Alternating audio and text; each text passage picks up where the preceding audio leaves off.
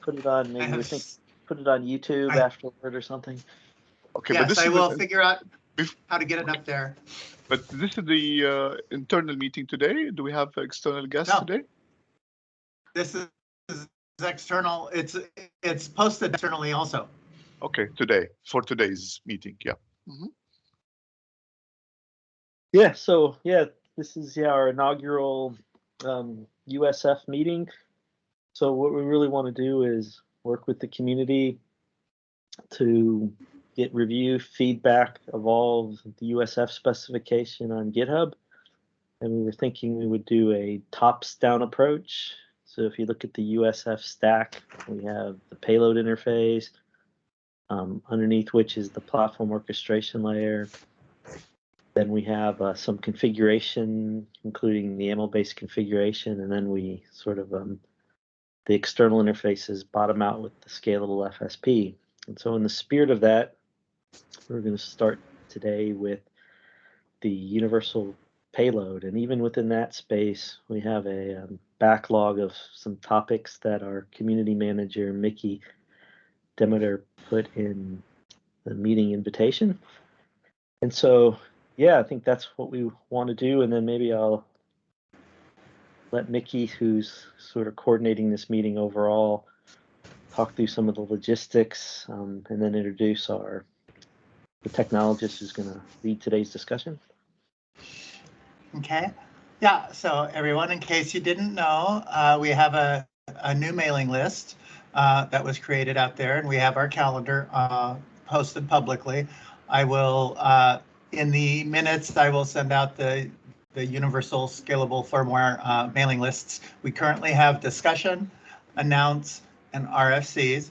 And what Vincent would like to see is that we all do any conversations and discussions in the open. So doing them on the mailing list, unless of course they contain Intel proprietary information.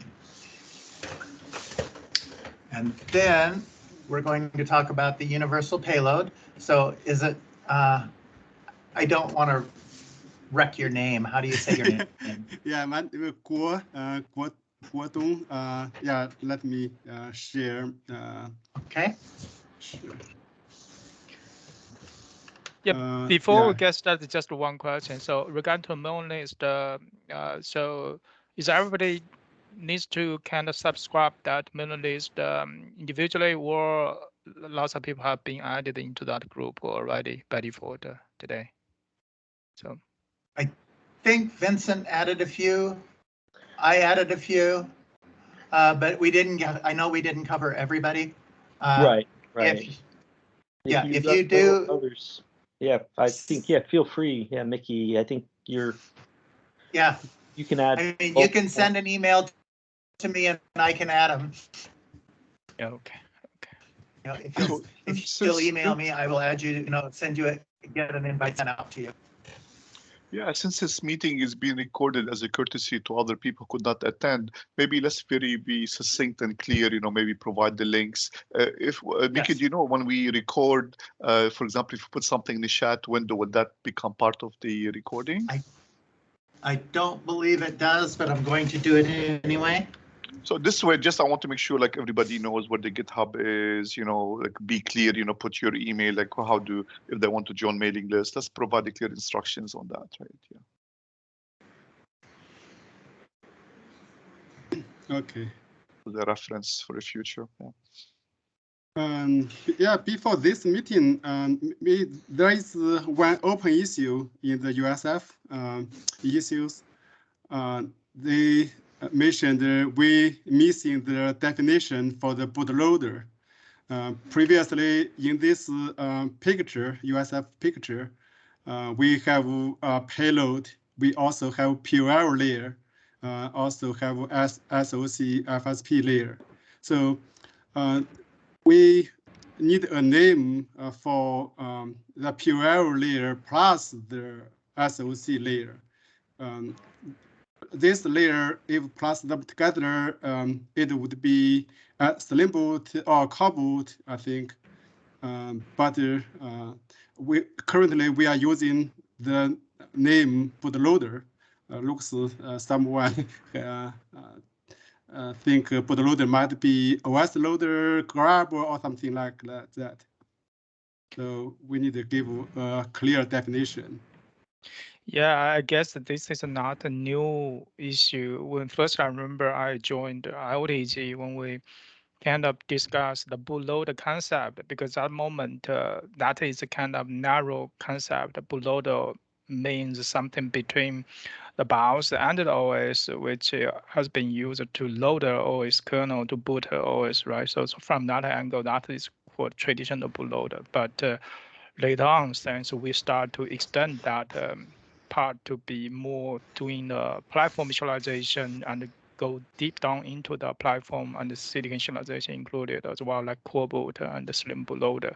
So that becomes more like a BIOS equivalent approach firmware to do the platform visualization. So yeah, so I did see this kind of confusion sometimes for when people talk about bootloader. Yeah.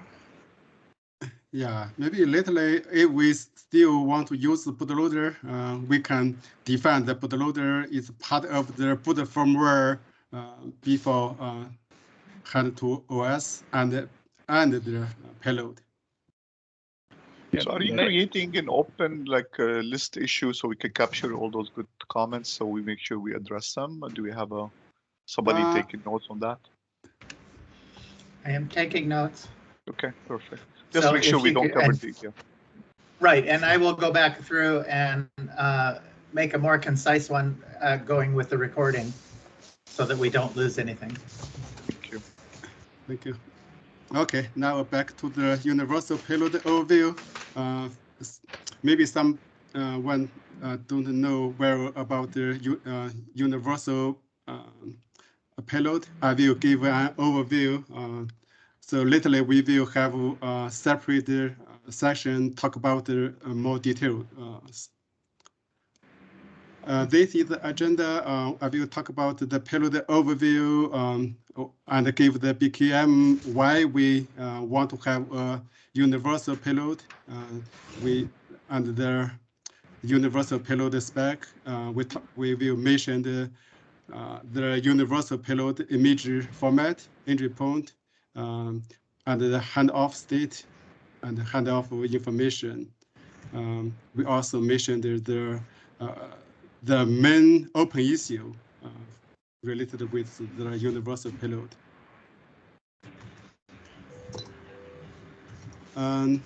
Yeah, this is from the picture we can see after the hardware from the reset vector to the OS handoff, it have the UEFI bias. This is the typical firmware. It do everything from reset vector to OS handoff. Besides UEFI bias, we also have other bootloader firmware solutions, called the Slim boot and other bootloaders. For this bootloader, typically they need a payload to boot different OS. So here I just give a typical definition. Here for the bootloader, we reference the boot firmware that mainly focus on the platform initialization, including the memory initialization, silicon initialization, board-specific GPIO, and the platform-specific HPI table. Yeah, these kind of things. And after this platform-specific initialization, it will hand it off to the payload. So the payload mainly focuses on the boot media initialization. For example, USB, NVMe, SATA, etc., and file system initialization. So that it can load the OS image from the boot media and hand off to the OS. So here the payload is part of the boot firmware. So we give the payload concept. So we want to have a common payload. We call it a universal payload. I use the UEFI payload as an example, why we want to have a common universal UEFI payload. Previously, for Slim boot, for example, when we enable Slim boot on different platforms, we also need a porting payload for different platforms. So for every payload, previously it have some platform-specific information module there. That's why we need the porting. So we abstracted the information for the UEFI payload. We can have a common UEFI payload, which will consume some information passed from the bootloader. So with this information, we can have a common UEFI payload. So now a UEFI payload can be platform independent. So different platforms share same payload. This is when we define universal payload. This is our first goal, to make a payload just like OS, make it platform independent. The second goal is make the payload bootloader independent. Still use the UEFI payload as example. Previously, UEFI payload supported different bootloader using different path library. For example, UEFI payload, in order to support Coreboot, it have a built-in Coreboot path library to get the required information from Coreboot memory. Similarly, have a Slim boot path library to get the required information from Slim boot memory. So with the new defined interface, universal payload interface, so it the bootloader, all the bootloader pass the same information using the same format. So UEFI payload could be, same UEFI payload could work with different bootloaders. Similarly, we also did a POC with the Linux payload, same Linux payload, also following the universal payload interface, would also work with different bootloaders. So, yeah, this is the first, second goal.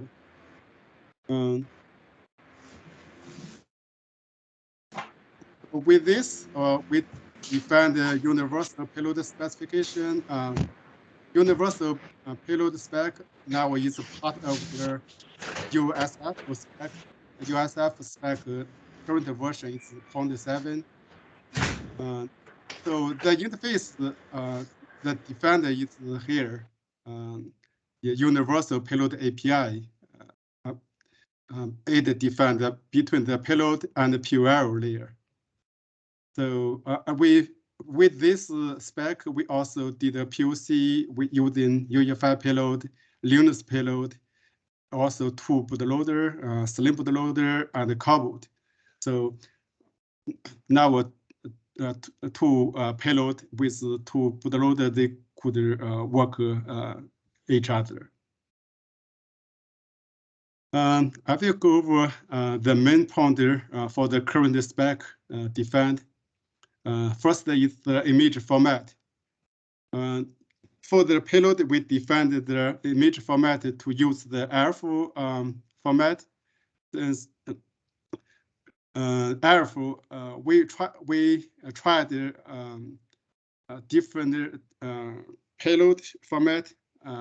Eventually, we selected ELF since it is more generic, especially for the broader bootloader and community. And for this ELF, but we defined a specific section. This is the section name. With the ELF format, with this section exists, it means it is a universal universal payload.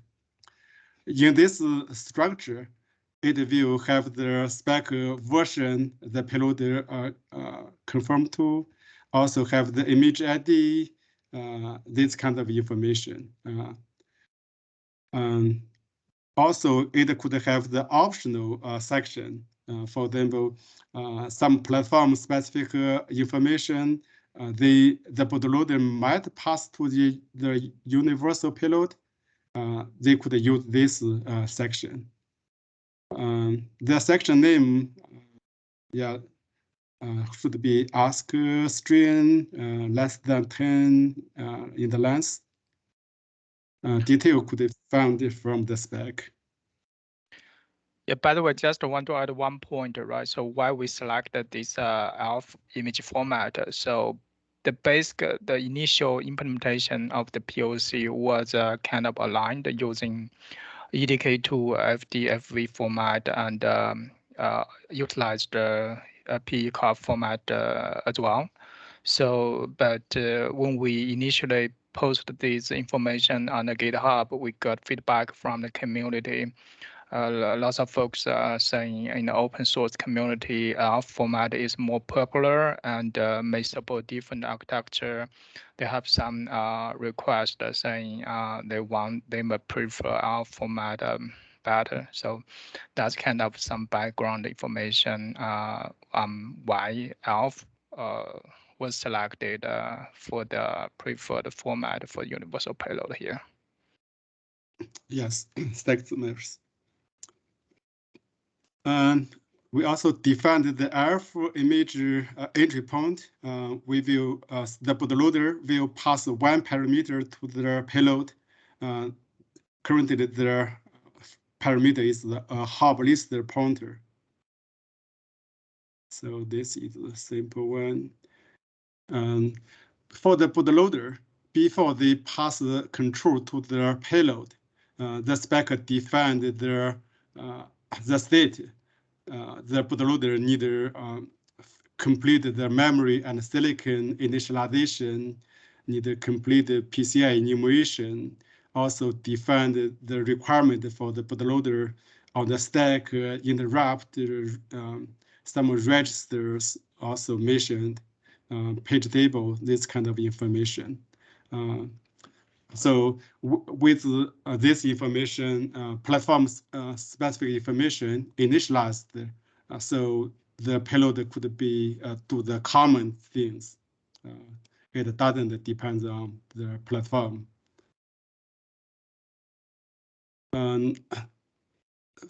We mentioned the bootloader need to pass information using the hub. So and here it lists all the hubs we defined in the spec. It have the CPU information, resource information, memory allocation information, graphic information. All these 4 hubs are reuse their definition from the PI spec. For other information, it is newly defined. For example, the bootloader need to pass where is the ACPI table, where is the SMI bias table, where is the device tree, if it exists, and also CI report information, PCI root bridge. Literally, we might add more hubs for the advanced feature. For example, measured boot, secure boot, this advanced feature.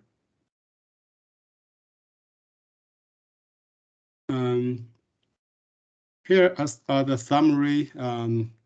The universal payload basically defined a generic interface between the bootloader and the payload. With this information, I mean, analyze the payload, follow the spec, so we can the same payload can be shared on the different platform with the different bootloader.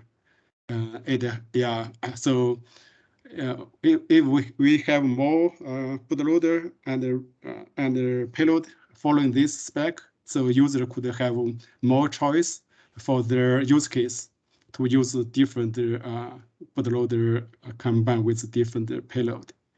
It can also help to improve the bootloader firmware quality, since the same bootloader and payload are verified with the other bootloader and payloads.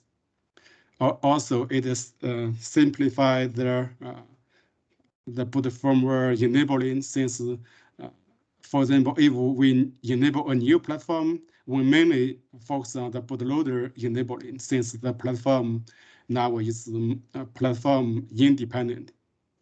It can save the cost, also reduce the time to market when we try to enable a new bootloader on a new platforms. Yeah, these are generic information. Lately, we with the spec on the GitHub, we have two main issues and discussion.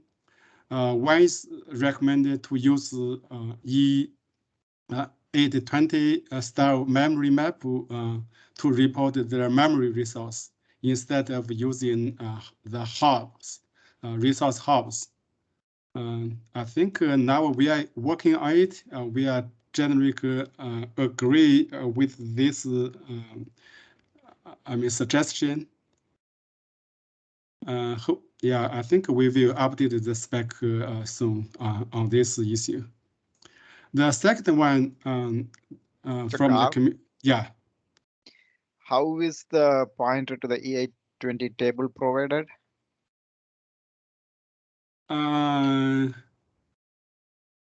Yeah, we can have two steps. Yeah, so we have two.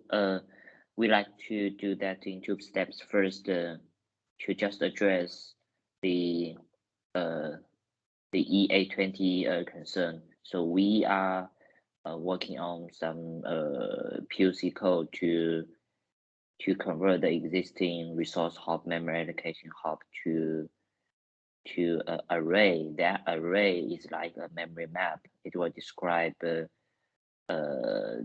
types for different memory ranges. And since we are using hub format, so we will save that array in a new hub.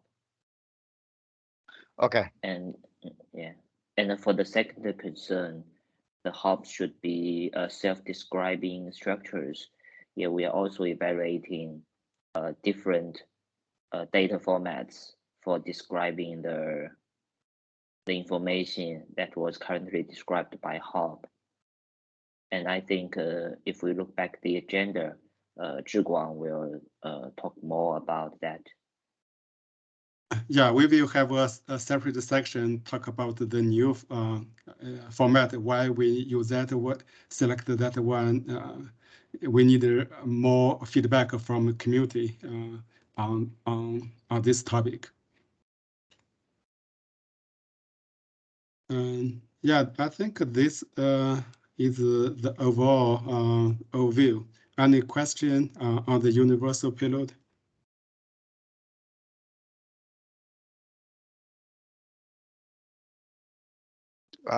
Do we have any feedback from the Linux boot community on this proposal? Like, for example,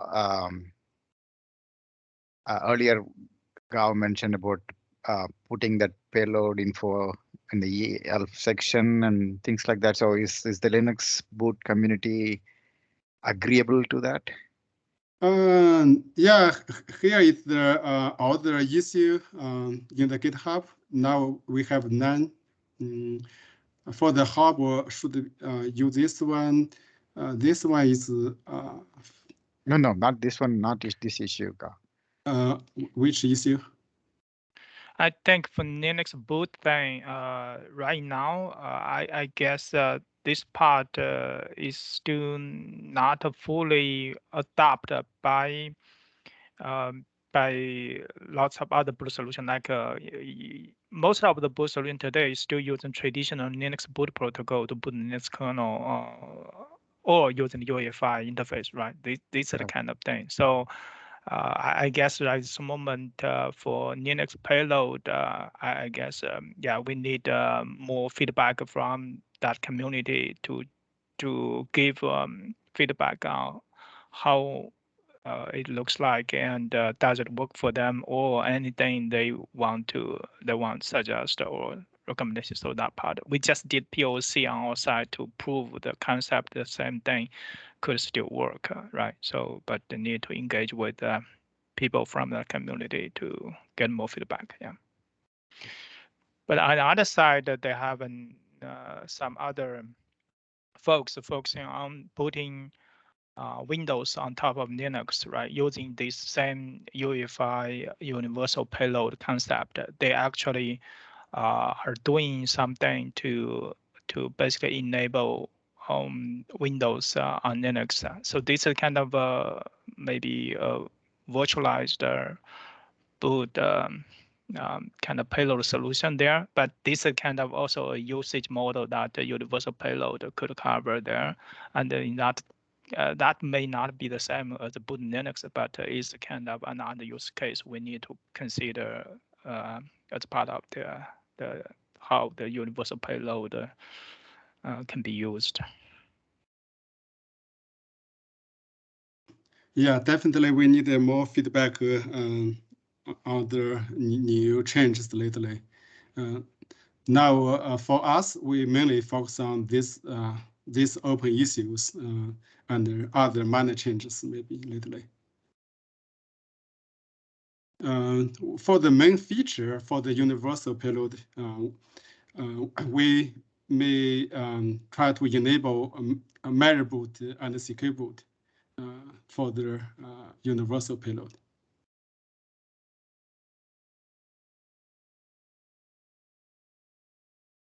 Okay, any other question?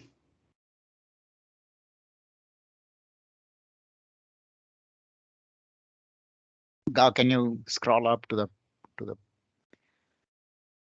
yeah, so hold to slide 5 or maybe slide 3.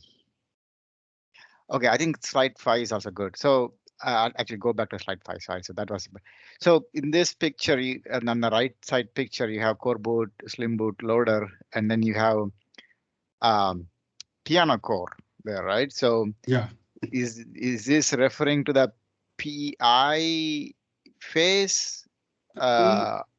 Yeah, Ray can give a detail. Ray now is already did EDK2 bootloader POC. Yeah, I'm sorry, Ravi, what's the question?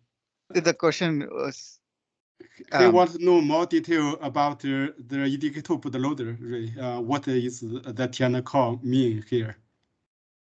Okay, so in simple words, this actually presents the PI part of the original monolithic UEFI BIOS. Yeah, okay, got it. So maybe we need to call that out.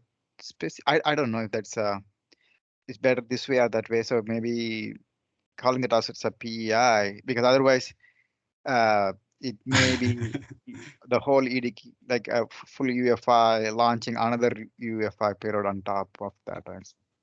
Yeah, maybe Ray, we need to give another name lately for the bootloader based on the Tiana call, right? Yeah, so actually, I usually call it EDK2 bootloader, but I'm not sure if it's a preferred name. That goes back to the bootloader definition question then. Yeah. Yeah. Yeah. Back to the definition, bootloader definition. Do you think we can mention the bootloader is part of the boot firmware mainly focus on these kind of things? Is it good enough? Yeah, so I think since today, I think the scope is already like this, right? Maybe to differentiate, if we refer to OS bootloader specifically, then we should mention specifically saying it's OS bootloader, right? Like a grab or this kind of thing. So to differentiate with this. Yeah, firmware bootloader. Anyway, in our spec, we can define the bootloader like this, I think.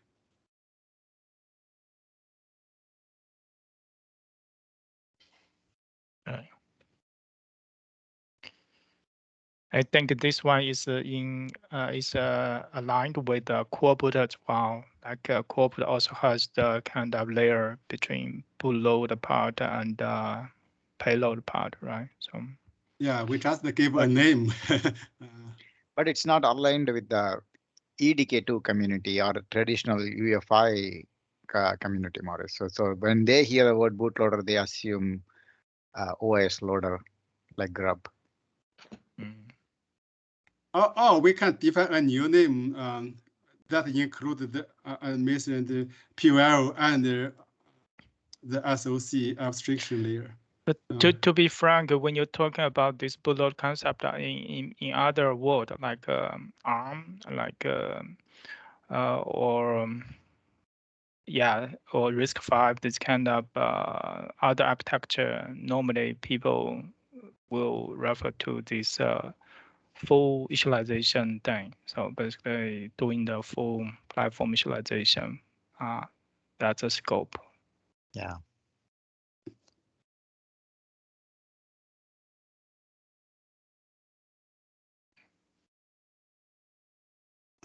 Okay.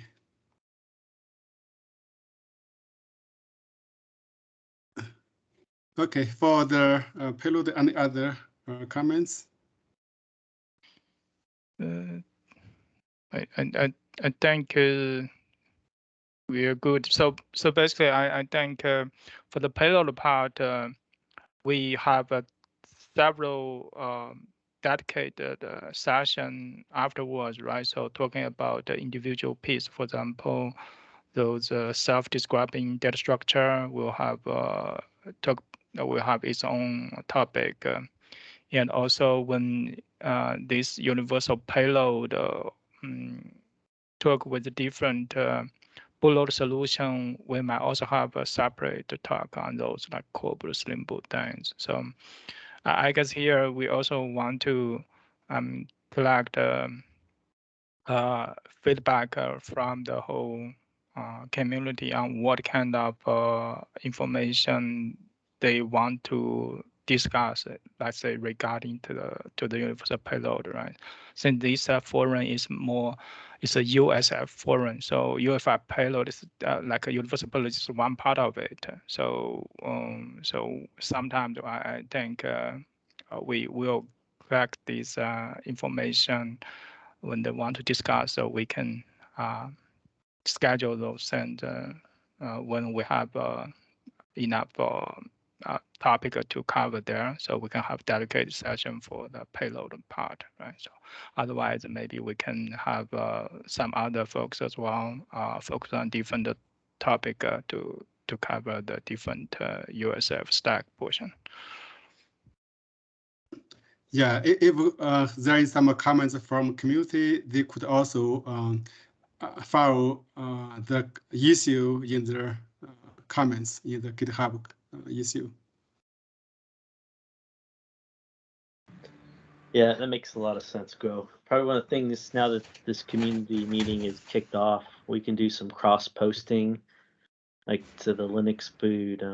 They have a periodic meeting. The core boot folks have their meeting.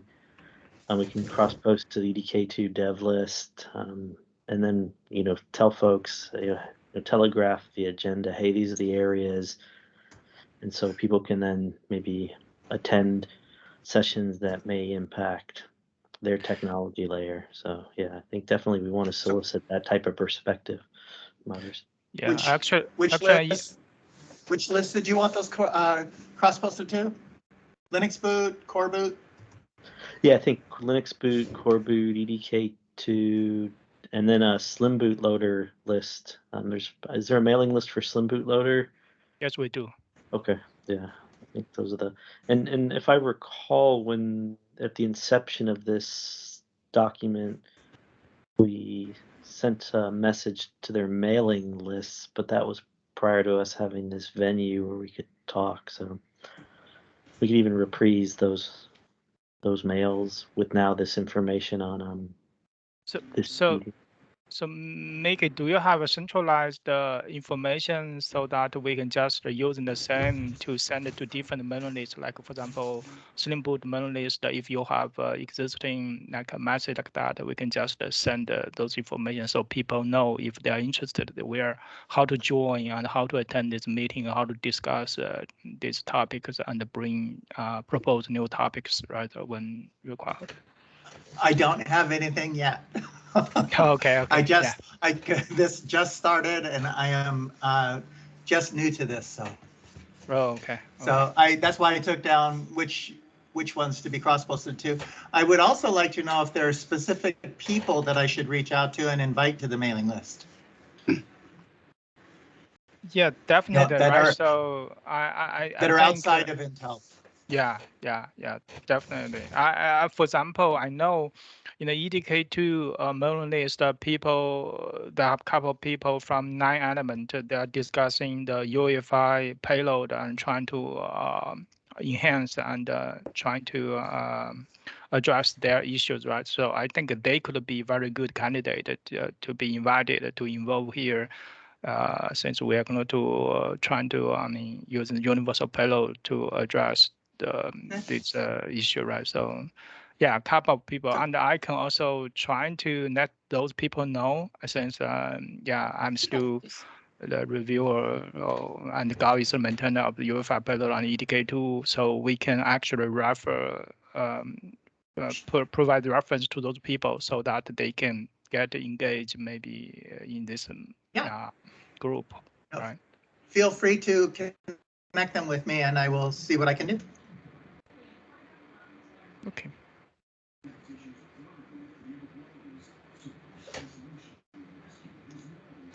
And Vincent, is that all that we want to do today? Yeah, I think we just wanted to sort of give people the background of why we're here, what we're doing.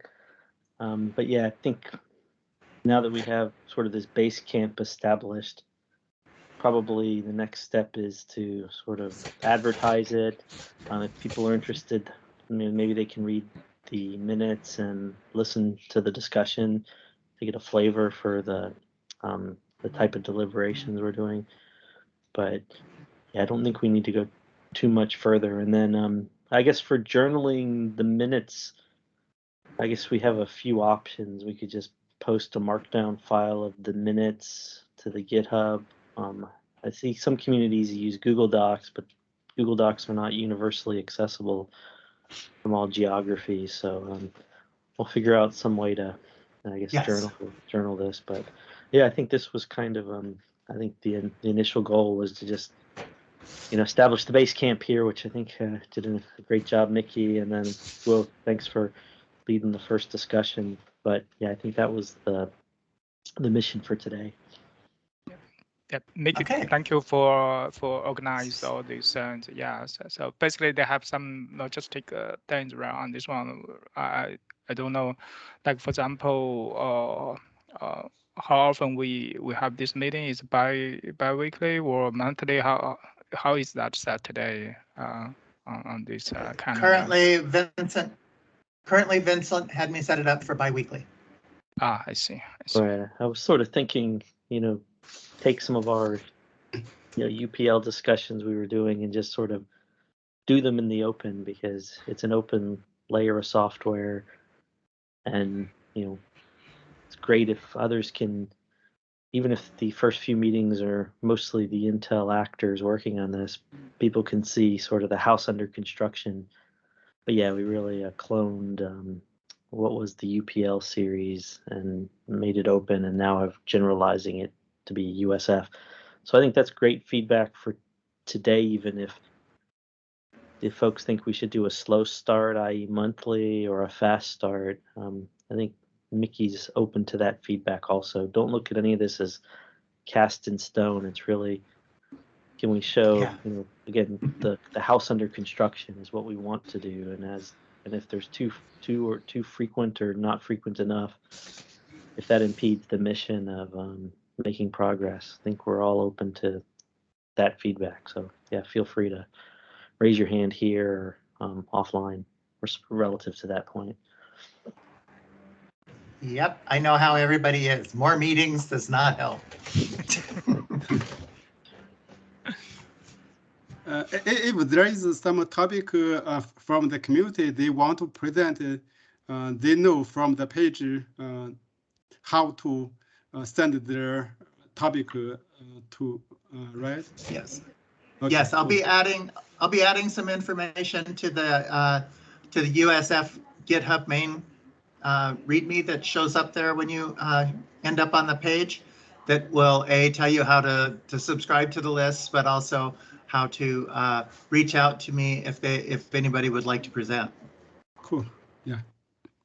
Yeah. Thank you, Mick.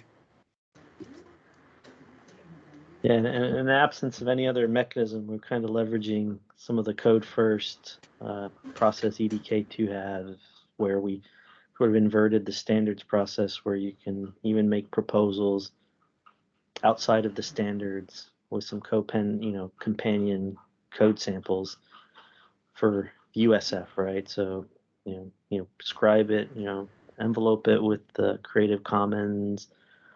So we can put the template out there, and then really want this to be a participatory, not a admire the great stuff we were doing, but really help us build the house sort of thing. But yeah, we work with Mickey to make sure that sort of getting started README is there so folks understand how to engage. That's an important point you brought up. Yes, very much so. Okay, with that, I would say that unless somebody's got something else that's pressing, we can call it good at 45 minutes today. Thank you. Great. Thank you. Thank you, everyone. Thank you. Thank you. Thank you. Thanks. Bye-bye. Thank you.